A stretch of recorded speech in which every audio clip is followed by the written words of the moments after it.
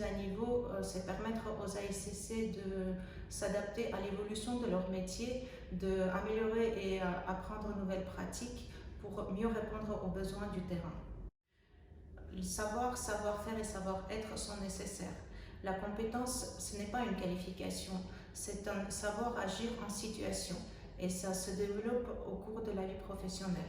Nous avons utilisé des outils pédagogiques dits de la méthode active, mais également nous faisons appel aussi à des formateurs de tout milieu, et notamment pour parler de la gestion de crise, nous avons fait appel à un psychologue afin de l'analyser, la pratique, et puis à une comédienne, parce que quoi de mieux pour se mettre en situation par rapport à une crise passagère d'un patient ou d'une famille.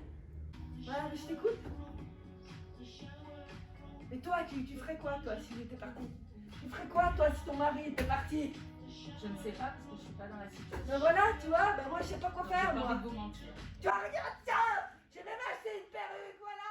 Et comment tu t'es senti pendant l'interaction? Est-ce qu'il y a eu un peu des fluctuations ou... Il y a C'était- juste un moment où je me suis dit est-ce que je me comporte comme il faut, mais je me suis dit il ne faut pas que je me rapproche trop non plus. Pour les perfusions, nous avons fait appel à des formateurs chevronnés de terrain qui permet de pouvoir pratiquer en toute sécurité et de favoriser en fait au maximum les transferts de connaissances. Concernant les soins palliatifs, nous avons voulu apporter un autre professionnel de terrain qui n'est pas souvent mis en avant, qui est donc un physiothérapeute, ostéopathe et hypnothérapeute, qui permet d'apporter une autre manière de voir, d'autres méthodes pour accompagner au mieux les patients et donc donner un maximum d'outils pour nos ASCC de terrain.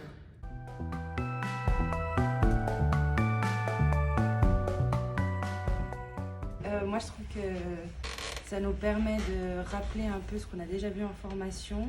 Ça nous permet aussi de pratiquer des choses que on n'a pas forcément l'occasion de pratiquer tous les jours. Et c'est une formation que je recommande, oui.